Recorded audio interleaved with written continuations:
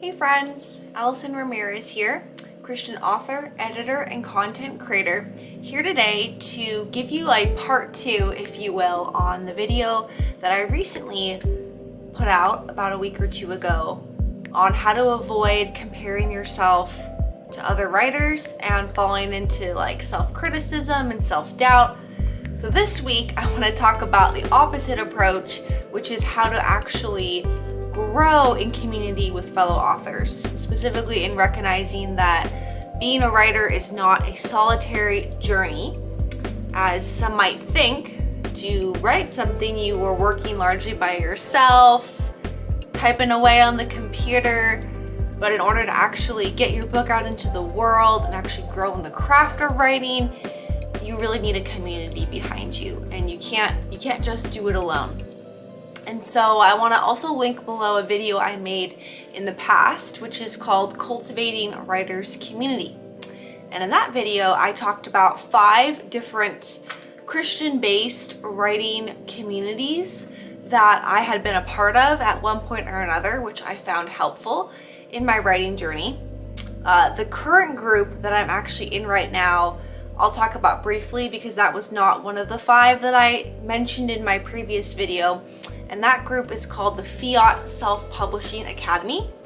This is a great group for Christian writers specifically looking to self-publish, which is the route that I went down. I didn't go through the traditional publishing route.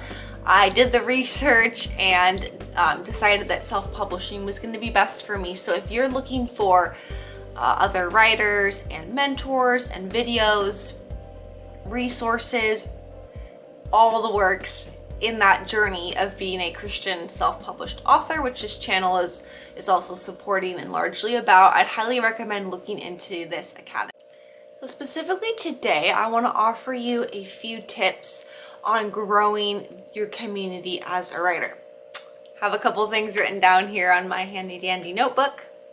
So first of all, you will maybe want to benefit from critique partners and or alpha or beta readers. So a critique partner is another fellow writer, and the 2 of you, or 3 or 4, however many in your group, would exchange work and offer each other feedback on that work. So basically it's helping to sharpen and hone each of your own skills and your own stories. And this is really nice because it's both a give and take. So this is usually free because you're each agreeing to read each other's work and offer feedback from another reader's perspective. This is also a really great way to gain friends in the writing community, get to know other people's work and writing, and practice giving feedback yourself as well as receiving feedback. So if you can find a critique partner and or a critique group within the genre that you're writing, I have found this to be really helpful. In my own experience, I've had critique partners for both my fiction and my nonfiction and found a lot of benefit from that. Okay, so alpha and beta readers is a little bit different. You can kind of consider these test readers. So these are people who may or may not actually be writers themselves. They could be family members, friends, strangers, people from your church. They're just readers who are basically volunteering to read your book before it's actually been published and offer their thoughts and their feedback. This is really nice if you want to get a sense of what the average reader thinks about your book and where it's currently at without actually officially publishing it and having people buy it, and then that risk of them not liking it because it has different issues, be that structurally, editing wise, characters, content. So again, these are usually done for free, right? You can kind of promote in your circles that you're looking for beta readers. Alpha readers just means if you do multiple rounds of this, like your alpha readers would be your first group of say maybe 5 to 10 people who read the book. You get their feedback, you make changes, and then you might send out your story again to a separate group of people, which would be your beta readers. It all depends on how much feedback you're looking for, how much time you have to devote to going through lots of different people's comments and feedback on your work. This can be kind of scary, especially when you're first starting out, to just give your story to somebody and wait to hear what they have to say about it. Usually it's helpful to kind of give your readers, your beta or alpha readers, a template. Don't just say, read this and tell me what you think, but give them different questions to consider as they're reading, or let them know if there's specific parts of the book or areas you'd like them to focus their feedback on. This can be really helpful as well. So I definitely recommend that.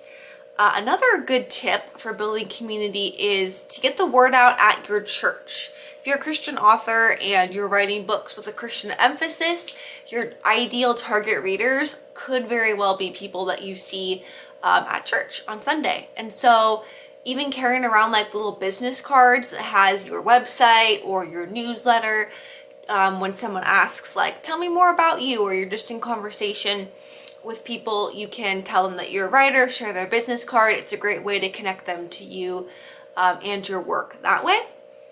Let's see, what else did I have? Okay, 2 more tips. One is a newsletter. So for me, I actually took a break from social media just because of how stressful it was and how so many people are on social media, and it's so hard to know whether your posts are actually being seen by people.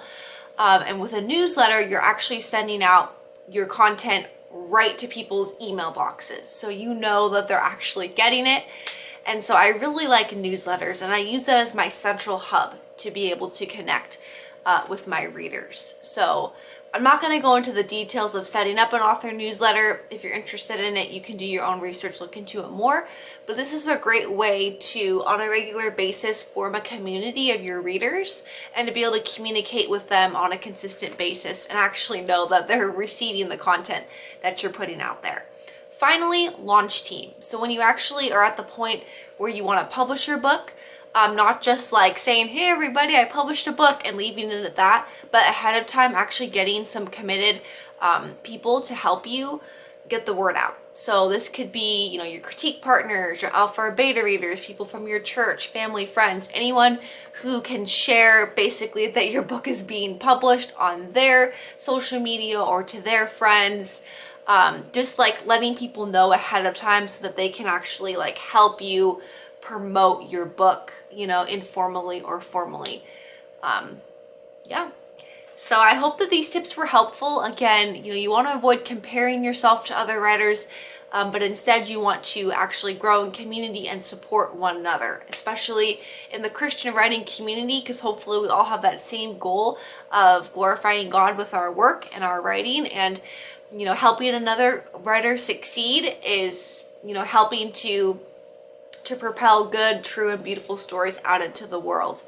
And so hopefully one or all these tips is helpful. And if there's anything in specifically you'd like to hear more in depth about one of these points I mentioned, feel free to comment about it below, and I can think about including your question in a future video. So take care, God bless, and happy writing.